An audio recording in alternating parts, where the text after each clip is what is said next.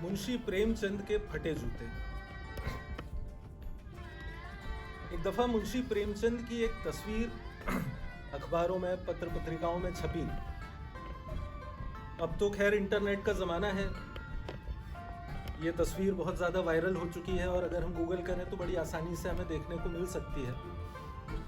लेकिन उस ज़माने में जो साहित्य से जुड़े हुए लोग होते थे, सिर्फ उन्हीं को वो देखना मैसर होती थी। और वो तस्वीर किसी तरह अपने ज़माने के एक और महान लेखक, कहा जा सकता है कि भारत में अग्रणी व्यंग्यकार हरिशंकर परसाई जी के हाथ लगी।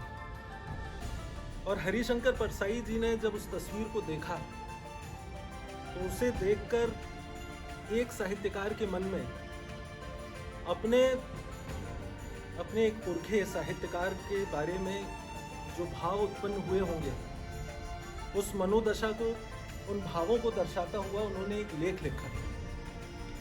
आज चूंकि हम मुंशी प्रेमचंद को याद कर रहे हैं तो इन्हीं दोनों महान साहित्यकारों को नमन करते हुए वो लेख आपको सुनाता हूं। मुंशी प्रेमचंद की एक तस्वीर इस वक्त मेरे हाथ में है। अपनी पत्नी के साथ बैठकर फोटो खिंचवा रहे हैं। सर पे एक मोटे कपड़े की पगड़ी बांधी हुई है, कुर्ता धोती पहना है, पैरों में कैनवस के जूते हैं। जूतों के जो बंध हैं वो बड़े बेतरतीब बंधे हुए हैं।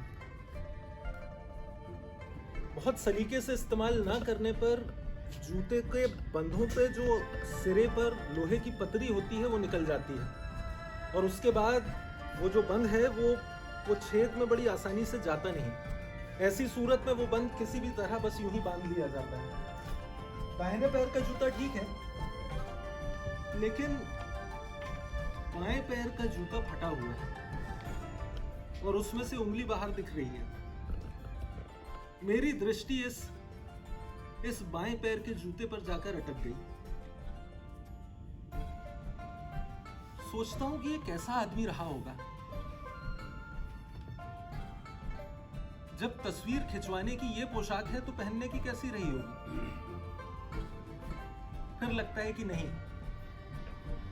इस आदमी की अलग अलग पोशाकें नहीं होंगी। इस आदमी में पोशाक बदलने का सलीका ही नहीं। ये जैसा है बस जैसा का तैसा तस्वीर में खिंचा जाता है। ऐ मेरे साहित्यिक पुरखे, क्या तुम्हें नहीं मालूम कि अगर तुम अपनी धोती को जरा सा नीचे खींच लेते तो जूते का वो छेद छिपाया जा सकता था। क्या तुममें जरा भी शर्म, हया, झिझक, लिहाज कुछ भी नहीं? जानता हूं धर्मपत्नी जी का जोर रहा होगा इस बारे में और आप मुंशी प्रेमचंद अच्छा चल ठीक है भाई कहकर बैठ गए होंगे। और फिर जब परंपरागत तरीके से फोटोग्राफर ने अपना ऐनक ऊपर करके कैमरे में अपनी आंख लगाकर स्माइल प्लीज कहा होगा तो तुम अपने दर्द के गहरे कुएं के तल में कहीं छिपी हुई मुस्कान को ऊपर लाने की भरसक कोशिश में लग गए होगे। और अभी वो कोशिश कामयाब भी ना हुई होगी कि उसने बीच में ही क्लिक करके थैंक यू कह दिया होगा। बड़ी अजीब है ये मुस्कान, ये अधूरी मुस्कान। इसमें एक उपहास है, एक व्यंग है। जब मैं इस दशा को, इस अधूरी मुस्कान को देखता हूं तो मुंशी प्रेमचंद की मनःस्थिति को महसूस करते हुए जार जार रोने का मन होता है। लेकिन तभी मैं देखता हूं कि इन आंखों में एक तीखा व्यंग भी है। ये आदमी मुस्कुरा रहा है, चेहरे की हड्डियां निकल आई हैं। सिर्फ ये है कि घनी घनी मूंछें चेहरे को भरा हुआ दिखलाती हैं। किस बात पर इसे इतना गर्व है, इतना आत्मविश्वास किस बात का है? अरे मेरे भोले साहित्यकार, क्या जरूरत थी तस्वीर खिंचाने की?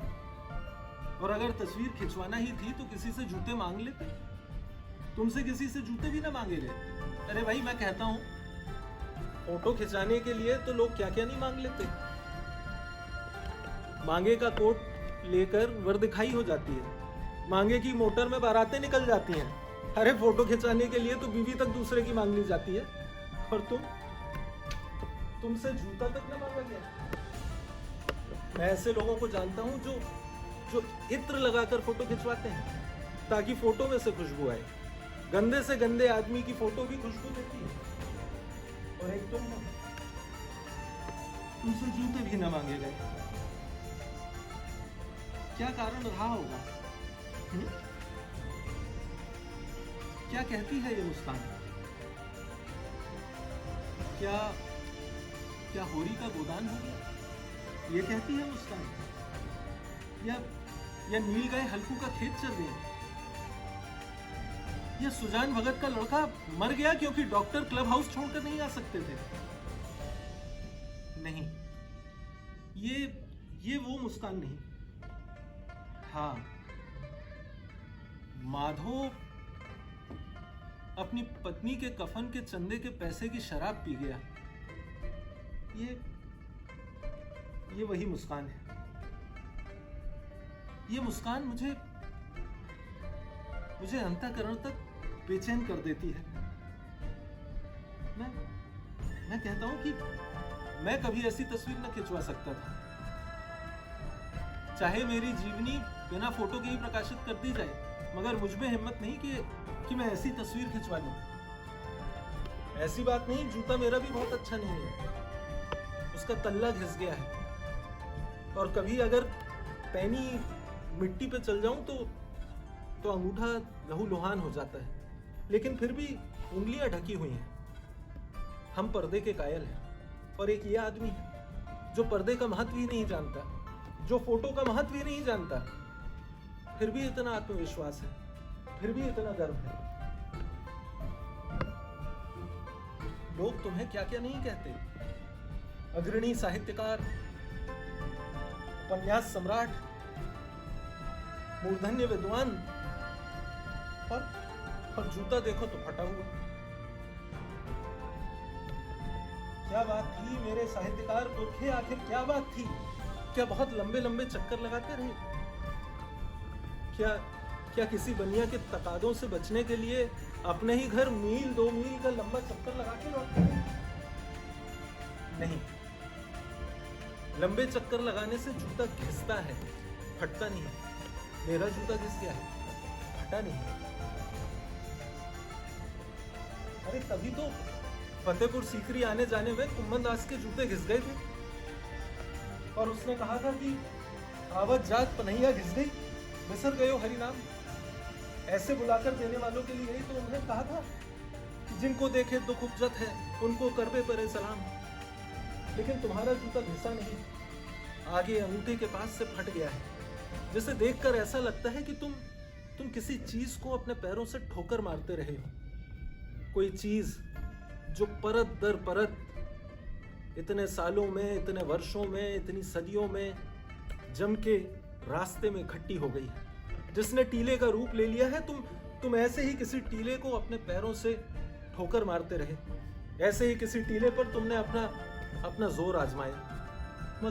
मगर मैं कहता हूं मेरे साहित्यकार पुरखे, क्या जरूरत थी?